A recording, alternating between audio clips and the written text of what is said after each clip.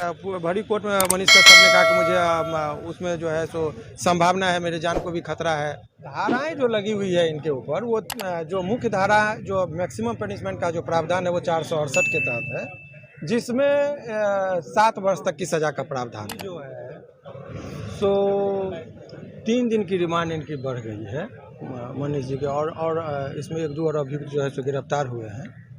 तो पुलिस का कहना है कि अनुसंधान हमारी पूरी नहीं हुई है, तो इस वजह से 3 दिन की जो है सो रिमांड को अभी कर दिया। और तमिलनाडु पुलिस भी इनको ले जाना चाह रही थी, तो उसमें लॉ पॉइंट पर यही बोला गया कि तमिलनाडु पुलिस जो है, जब तक अभी तो ये पुलिस कस्टडी में है और एक केस में इनको रिमांड दिया गया है, तो दूसरे केस में इनको कैसे ये किया जा सकता है, इस वजह से यही मामला है। तो अभी ये कह सकते हैं कि इनका 3 दिन के लिए मुसीबत जो है इनका बढ़ा हुआ है।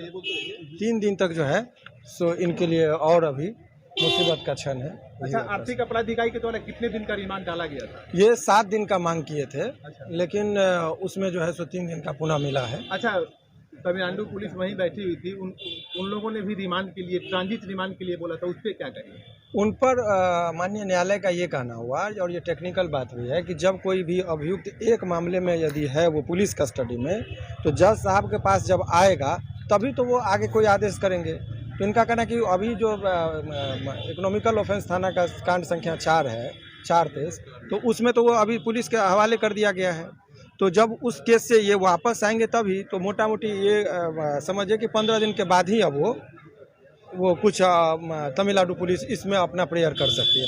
उनको उन्होंने स्वतंत्रता दी है कि आप 15 दिन बाद जो है तो आप आवेदन दीजिए, फिर उस पर विचार कीजिए। मनीष कश्यप पे कौन कौन से धारा लगाए गए? धाराएं जो लगी हुई है इनके ऊपर, वो जो मुख्य धारा जो मैक्सिमम पनिशमेंट का जो प्रावधान है वो 468 के तहत है, जिसमें 7 वर्ष तक की सज़ा का प्रावधान है। तो उस लिहाज से जब देखिएगा तो कोई बहुत गंभीर नेचर का नहीं है, क्योंकि उसका जो ट्रायल का प्रोसेस होता है 7 वर्ष तक की सज़ा का प्रावधान में उसमें 41A का जो है सो भी लाभ ऑनरेबल सुप्रीम कोर्ट ने भी कहा है कि देना चाहिए। तो उस कैटेगरी से देखिएगा तो अपराध में 7 वर्ष से अधिक की जो सज़ा का प्रावधान होता है उसको जरा उससे माने गंभीर नेचर का माना गया है। तो उस लिहाज से देखा जाए तो अपराध का जो है वो है, लेकिन जो धाराएँ लगी इनके ऊपर आरोप यही है कि उसने कुछ ऐसा वीडियो पोस्ट किया जिससे एक भ्रामक खबर फैली और 2 राज्यों के बीच में तनाव हुआ। ये दिस इज़ द एलिगेशन। और एक केस में एलिगेशन इनके ऊपर ये है कि उन्होंने जो कोई व्यक्ति दूसरा आदमी वीडियो बनाया था और उस वीडियो का फ़ोटो लेके इन्होंने कहा था कि ये देखिए तमिलनाडु में जो इस तरह की बातों को लोगों को मारा जा रहा है, क्या वो सत्य है? तो उसी चीज़ पर कि आपने किया। और एक और केस जो किया गया है उसमें है कि उनकी हथकड़ी लगी हुई फ़ोटो को भी पोस्ट किया गया था जिसमें गिरफ्तारी दिखाई गई थी। तीनों में लगभग सेम धाराएं का उपयोग किया गया है। तो उस पर कौन सी धारा बनेगी नहीं बनेगी, लॉ पॉइंट क्या है, उस चीज़ को अभी ऑन कैमरा इस पर डिस्कस करना उचित नहीं, वो कोर्ट का अंदर का चीज़ है। अभी रहने दीजिए, अभी रहने दीजिए, अभी रहने दीजिए। कोई परिवार वाले आए हुए थे? मनीष कश्यप के कोई परिवार वाले? उनके परिवार वाले लोग मिलना चाह रहे थे, तो यहाँ पर तो बातचीत हुई है। उसमें 24 घंटे का पहले दिया था, फिर 3 दिन का और अगर एक्सटेंड किया गया, आगे भी एक्सटेंड हो सकती है क्या रिमांड?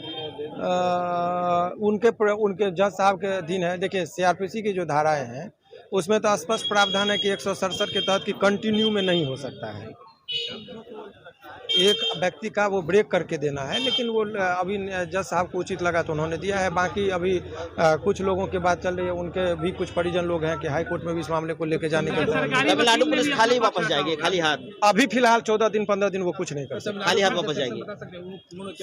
अभी मूल बातें जो आई है वही है।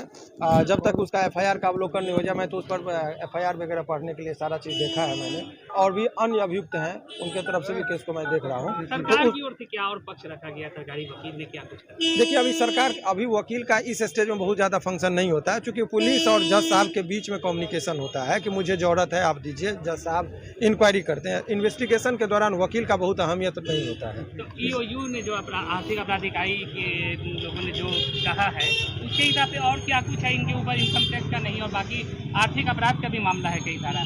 फर्जी वीडियो का तो भाई आर्थिक अपराध बहुत सारे मामले हैं। देखिए इस तरह की बातें जो बताई गई कि आर्थिक अपराध, उस संबंध में अभी तक कोई FIR का कोई पुष्ट खबर नहीं है। ये चर्चाओं में है, लेकिन ऑन रिकॉर्ड इस तरह की कोई बातें अभी तक नहीं आई। EOU ने अपनी तरफ से कुछ नहीं पक्ष रखा? EOU का तो यही कहना था कि मुझे, देखिए सवाल ये है कि उनका कहना है कि हमको एक मोबाइल चाहिए, तो मोबाइल नहीं मिला है, जिस वजह से मोबाइल को ढूंढने में इनकी ये साथ में रहेंगे तो सहयोग होगा, इसी ग्राउंड पर इनको मिला।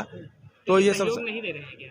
अब ऐसा कहा जा रहा है, देखिए अब पुलिस अपनी बात रखेंगे। हालांकि बड़ी कोर्ट में मनीष कश्यप ने कहा कि मुझे उसमें जो है सो संभावना है, मेरे जान को भी खतरा है, मेरे साथ कुछ भी हो सकता है इत्यादि बात उन्होंने रखा। लेकिन न्यायालय को जो उचित लगा, इसी वजह से 7 दिन का जो रिमांड का था उनको घटा के उन्होंने 3 दिन किया है। 3 दिन के रिमांड के लिए। हाँ।